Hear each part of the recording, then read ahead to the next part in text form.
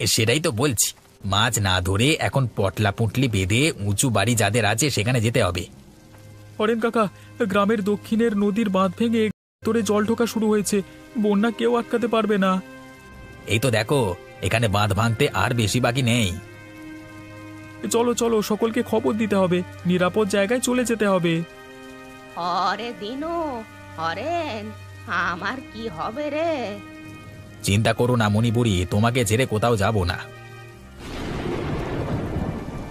মা, আমরা কোথায় যাব? বাইরে তো বৃষ্টি হচ্ছে। গ্রামে বন্যা আসছে, ঘরবাড়ি সব ডুবে যাবে। আমাদের ছোট ঘর, এখানে আর থাকা যাবে না মা।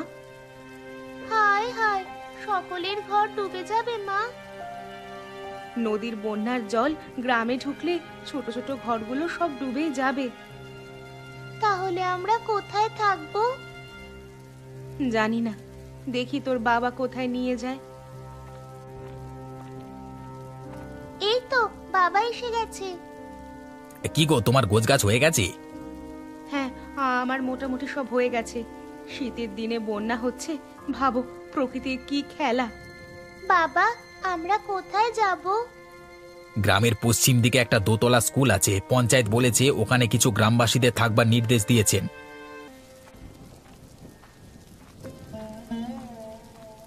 আরে কোথায় আর যাব, গ্রামে দুটো বড় বাড়ি আছে, তারা থাকতে দেবে কি না দেবে সেটা না ভেবে পঞ্চায়েত প্রধান বলল স্কুলে দোতলায় থাকতে। আমাকেও তাই বললো, স্কুলেই যেতে হবে। যেখানেই যাও না কেন, খাবার পাবে কি করে? কাকার খাবার নিয়ে চিন্তা। কাকা, এই বন্যায় কি করে বাঁচবো সেটা তো ভাবো, পরে খাবারের কথা হবে। খিদে পেলে চন্দনা বৃষ্টির জল খাবে শুধু। মা, সেখানে রান্না করবে তুমি? কি করে রান্না হবে সেখানে? স্কুলে অনেক লোক আশ্রয় নেবে, খাবার পাওয়া যাবে না। তাহলে খিদে পেলে কি করব? তাহলে তো ওখানে কিছুই খাবার পাওয়া যাবে না, তাই না? প্রধানকে বলো, বন্যার সময় গ্রামের মানুষ খাবে কি? প্রধান তো আমাদের রক্ষাকর্তা। এই দুর্যোগের দিনে কেউ কারণ নয় কাকা, নিজের প্রাণ নিজেদেরকেই রক্ষা করতে হবে। আচ্ছা কাকা, তুমি এর আগে কখনো বন্যা দেখেছো? আমি তখন খুব ছোট, ওই 4 কি 5 বছর হবে। তখন একবার নদীর জল গ্রামে ঢুকে বন্যা হয়েছিল, প্রায় ঘরবাড়ি জলের তলায় তলিয়ে গিয়েছিল। মা, বন্যা কোথায়? এখনো আসছে না তো। বোকা মেয়ে, বন্যা না হলেই মঙ্গল, আর তুই বন্যা দেখতে ইচ্ছে প্রকাশ করছিস?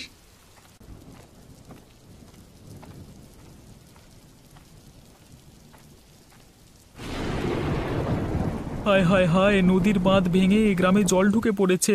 বন্যা অনিবার্য।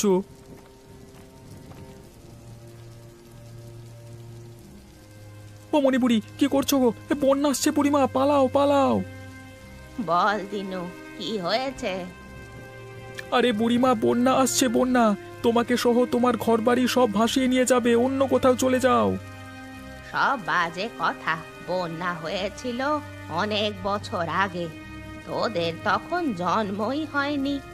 এই সামান্য বৃষ্টিতে বাঁধ যদি ভেঙে যায়, গ্রামে একটু না হয় জল ঢুকবে, তাতে এত ভয়ের কি আছে? হ্যাঁ, ঠিক আছে, তুমি তোমার ঘরে থাকো, আমি যাই, বউ বাচ্চাকে বাঁচাতে হবে, ওদের স্কুল ঘরে তুলতে হবে।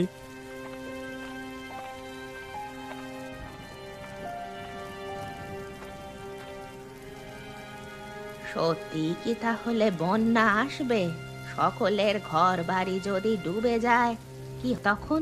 রান্নাটা তাড়াতাড়ি করে নি, তারপর যা হবার হবে, দেখা যাবে। ও, যা ঠান্ডা পড়েছে, তার ওপর বৃষ্টির বিরাম নেই। সবাই বলছে বন্যা হবে। হোক তো, আমার কি? আমি একা মানুষ, বন্যার জলে ভেসে ভেসে চলে যাব।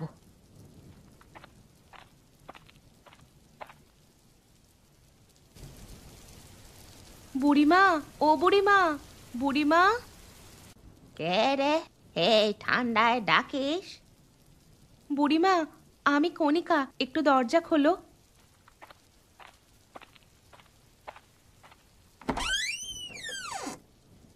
কি হয়েছে টাকি তোর? তোমার নাতি এখনো ফেরেনি। বাইরে খুব বৃষ্টি হচ্ছে, নদীর বাঁধ পুরো ভেঙে গেছে, বন্যার জল ঢুকতে শুরু করেছে। আরে এত উতলা হওয়ার কিছুই নেই। বাবলু তো আর ছোট বাচ্চা নয় যে তাকে ভাসিয়ে নিয়ে চলে যাবে। আমার খুব ভয় করছে। এই দুর্যোগের দিনে ওকে বেরোতে বারণ করেছিলাম। আমার বড্ড চিন্তা হচ্ছে। তুই ঘরে যা, বাবলু ঠিক চলে আসবে।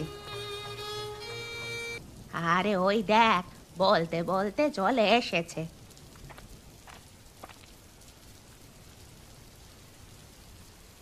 কোথায় ছিলে এতক্ষণ? ভীষণ চিন্তায় ছিলাম আমি। বুড়িমা, তুমি তোমার জিনিসপত্র নিয়ে আমার বাড়িতে চলে এসো, তাড়াতাড়ি এসো। হ্যাঁ বুড়িমা, চলে এসো। আমাদের বাড়ির দোতলাতে চলে যাব, তাও একটু উঁচুতে আছে। হ্যাঁ, তাই তোমার বাড়িতেই আশ্রয় নিই চলো, আর উপায় নেই।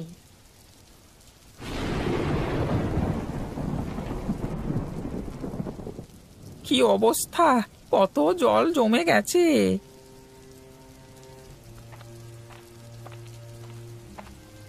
কিরে টোটন, কি করছিস সেখানে ঠান্ডায় দাঁড়িয়ে দাঁড়িয়ে? অরেন্দা দেখো, পরপর কত বন্যার জল বাড়ছে। হ্যাঁ, কি যে হবে, কত বাড়িঘর ডুবে যাবে, হাহাকার পড়ে যাবে, চাষের ফসল সব শেষ। কি গো, তোমরা এখানে কি করছো অন্ধকারে? কয়েকটা মোমবাতি এনেছিলাম, এখানে তোমরা বসে গল্প করো। টোটন, দেখ দেখ বউ কাকে বলে, কখন কোনটা করতে হবে বউ ছাড়া কেউই পারবে না। কতবার বলেছি বিয়ে কর বিয়ে কর, শুনলি না তো আমার কথা। হ্যাঁ হ্যাঁ টোটন ভাই, এবার একটা বিয়ে করো, অনেক বয়স হয়ে গেল। এই দাঁড়াও টোটন দা, একটা ভালো মেয়ে আছে, বিয়ে করবে? কার কথা বলছো? আরে আমাদের পাড়ায় সুলেখা দি আছে না? কে সুলেখা? আরে তোমাদের পরিচিতি, নিত্যানন্দদার স্ত্রী। ও হ্যাঁ হ্যাঁ। সুলেখার পিস্তুতো বোন মলিনা আছে, দেখতে ভালো, পড়াশোনাও আছে মোটামুটি। টোটনদার সাথে বেশ মানাবে কিন্তু। ঠিক বলেছো, তাহলে কথা বলো তুমি। জানোই তো বাবা অসুস্থ, এই অবস্থায় বিয়ে করাটা ঠিক হবে না। তুমি থামো তো, কাকার সেবা করবে মেনকা, খুব ভালো মেয়ে। বাপরে, কত জল বেড়ে গেছে দেখো, আমাদের ঘরে জল ঢুকে একাকার হয়ে গেছে। শুধু তোমাদের, সকলের ঘর ডুবে গেছে গো। তোমরা গল্প করো, আমি চন্দনাকে একটু মুড়ি খেতে দিই, তোমাদের জন্যও আনছি।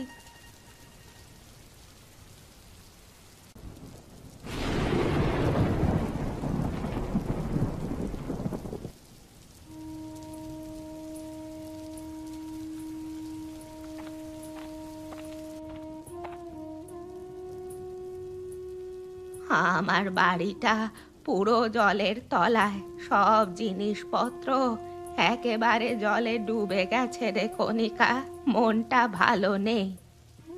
কি আর করবে বলো, প্রাকৃতিক দুর্যোগের কাছে কারোর হাত নেই। অত কিছু না ভেবে রাত্রে রুটি বানাবো, খেয়ে সারা রাত বন্যা দেখো, লেপ কম্বল গায়ে দিয়ে। শেষমেশ তোর হাতে খাবার খেতেই হচ্ছে। আমার ওপর তোমার এত রাগ কেন?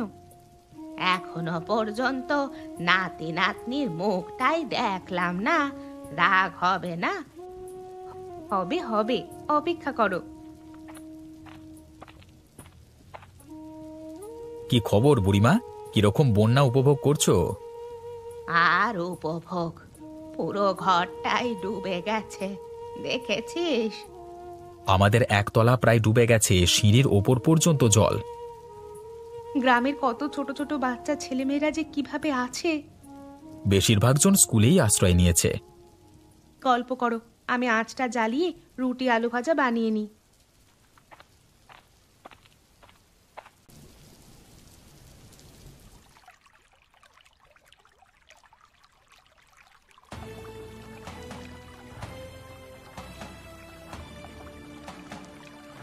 আরে আরে, তুমি এভাবে দৌড়চ্ছ কেন? কে একটা বাচ্চা বন্যার জলে ভেসে ভেসে আসছে, তাকে বাঁচাতে হবে। কি বলছো তুমি?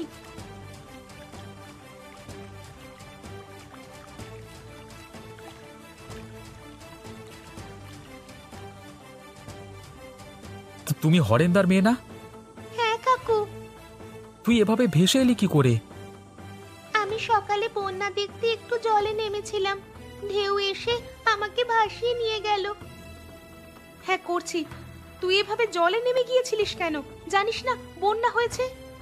কাকিমা, আমি জলে নামিনি, একটুখানি জলে হাত দিয়েছিলাম, পা ফসকে জলে পড়ে গেছি। আরে তোর বাবা মা তোকে জলে নামতে দিল কেন? লক্ষ্য রাখতে পারে না?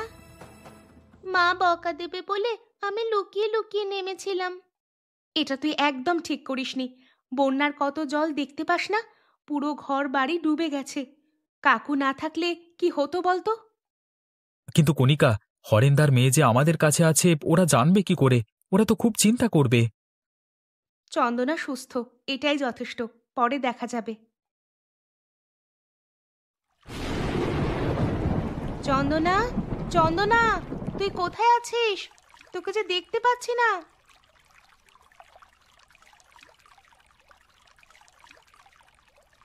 শুনছো, চন্দনাকে খুঁজে পাচ্ছি না। তুমি কোথাও দেখেছো? ও তো সকাল সকাল ঘুম থেকে উঠে বারান্দা দিয়ে বন্যার জল দেখছিল। কিছুক্ষণ আগেও তো এখানেই ছিল। কোথাও দেখতে পাচ্ছি না। তুমি একটু দেখো না গো। চন্দনা, এই চন্দনা, তুমি কোথায়? এই চন্দনা, তুই কোথায়? তোকে দেখতে পাচ্ছি না কেন? হরেন্দা, তোমার মেয়েকে তো কোথাও দেখতে পেলাম না। সিঁড়ি দিয়ে নেমে আবার জলে নেমে যায়নি তো? চন্দনা, এই চন্দনা। এই চন্দনা যদি জলেও নামে তাহলে কিন্তু সাঁতার জানে, সাঁতার কেটে আবার ফিরে আসতে পারতো। তাছাড়া এই ঠান্ডায় জলে নামবার সাহস পাবে না। সাঁতার জানলেও হরেন্দা, জলের স্রোত আছে ভালোই। স্রোতের টানে এদিক সেদিক চলে যাওয়ার সম্ভাবনা থাকে। স্রোতটা কিন্তু এই দিকেই যাচ্ছে, দেখ। চল তো ওই দিকটা একটু গিয়ে দেখি। একে তো কনকনে শীত, তার উপর এক গলা জলে থাকা। চলো চলো ওই দিকটা দেখি।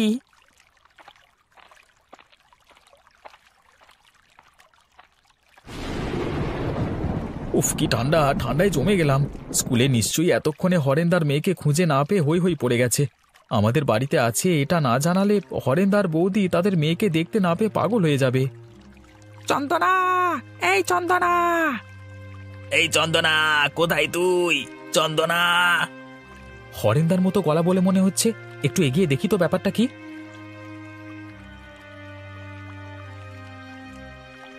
হরেন্দা, ওই দেখো চন্দনার চাদর। হ্যাঁ, এটা তো আমার মেয়ের চাদর। তাহলে চন্দনা এইদিকে এসেছে স্রোতের টানে। সেটাই হবে, কোনো সন্দেহ নেই। আমি সকালে এই চাদরটা চন্দনার গায়ে দেখেছিলাম। কি ব্যাপার, তোমরা এক গলা বন্যার এই ঠান্ডা জলে কোথায় যাবে? আরে বাবলু, সকাল থেকে আমার মেয়ে চন্দনাকে খুঁজে পাচ্ছি না। এই দেখ, এখানেও চাদরটা পাওয়া গেছে। এত ঠান্ডায় একটা ছোট মেয়ে কখনো জলে নামতে পারে? আমরা সকাল থেকে পুরো স্কুলে খুঁজেছি, কোথাও পাইনি। সেই জন্যই তো আমরা জলে নেমে খুঁজতে বেরিয়েছি। হরেন্দা, এইভাবে দায়িত্ব জ্ঞানহীন কাজ করবে না। যে কোনো দিন বিপদ ঘটতে পারে। আজকে চন্দনা সাঁতার জানতো বলে স্রোতে ভেসে ভেসে চলে আসতে পেরেছে। যে কোনো সময় বিপদ ঘটে যেতে পারে। চন্দনাকে আমি আমার ঘরের উপর থেকে জানালা দিয়ে দেখতে পাই ও জলে ভেসে ভেসে আসছে। কোনো রকমে ওকে জল থেকে তুলে আমার বাড়িতে রেখেছি। বাবলু, তোকে যে আমি কি বলে ধন্যবাদ দেব বুঝতে পারছি না। আমার অনেক বড় ভুল হয়ে গেছে, অনেক শিক্ষা পেয়েছি। তুমি আমার মেয়ের জীবন বাঁচিয়েছো। সৃষ্টিকর্তা তোমার অনেক মঙ্গল করুক, অনেক ভালো করুক। ঠিক আছে হরেন্দা, টোটন, তোমরা তাহলে স্কুলে ফিরে যাও। কষ্ট করে আমি বাড়ি ফিরে যাই। বন্যার জল কমলে তোমার মেয়েকে নিয়ে যেও।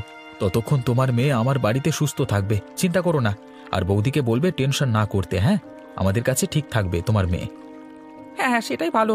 চন্দনাকে এই এক গলা জলে কি করে নিয়ে যাব? তার থেকে বাবলুদার বাড়িতে আছে, সেটাই নিরাপদ। বৌদি আছে, চিন্তার নেই তো। চলো চলো চলো।